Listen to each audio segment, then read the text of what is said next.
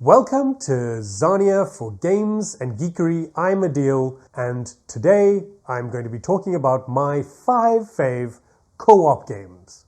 Or is it coop games? Cooperative is really not my thing. I'll just put it out there. But recently I found myself quite compelled. There have been a number of games, when I look back, that I've really enjoyed. So here are 5 of my favorites. Number 5, Pandemic Cthulhu. Most people would expect to have a pandemic game in my list. I've never really been into pandemic, and having gone through a global pandemic wasn't something that I wanted to bring to the table. I didn't really want to get into any pandemic games. But Pandemic Cthulhu really got me going. And I'm not sure what it was, whether it was because it was Cthulhu mythos, whether it's because instead of diseases, we're actually talking about cultists, whether it's the look and feel of the game. Something just got me. One of the things that I dislike about cooperative games is the alpha gamer, the person who tries to take over the game. In Pandemic Cthulhu, I didn't feel that. I didn't have that hanging over me. And maybe it's to do with my choice of people around the table. But either way, this one is my pick of all of the pandemic games. Number 4, The Mind. The Mind is almost more of an experience than a game. It's people sitting around a table trying to read each other's minds, work out when exactly to play a card that is the next in numeric order without speaking. It sounds so simple, but once you get going and once you really connect with everybody around the table, it transcends any other cooperative game I've ever played.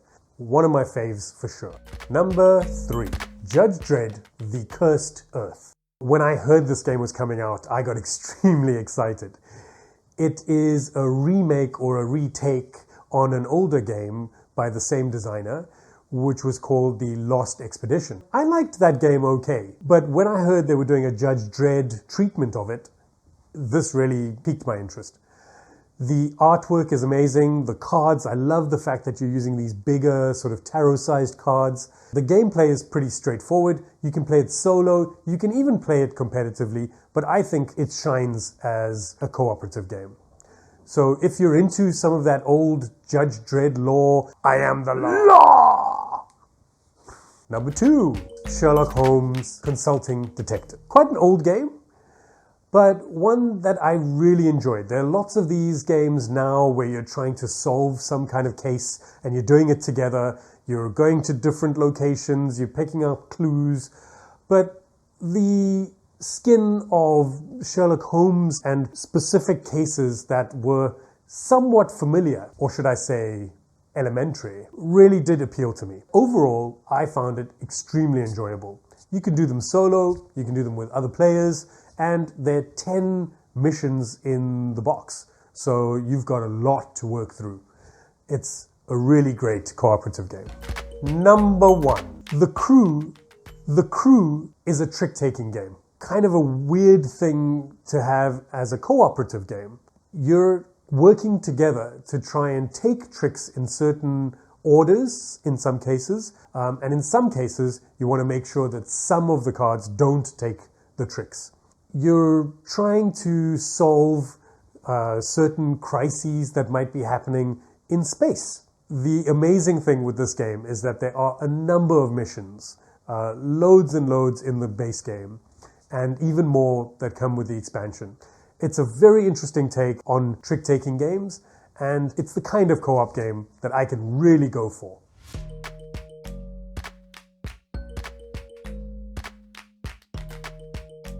Well, there you have it. 5 of my favorite cooperative games. I actually found that I could add in a few more, so maybe I'm not that much of a cooperative Grinch after all. Tell me, were there any games that I missed? Any really good cooperative experiences that you've had? Say something in the comments below. And as always, remember to like, subscribe, share with your friends, check out our Patreon, and let us know if there's anything you want to see in 5 Faves next time.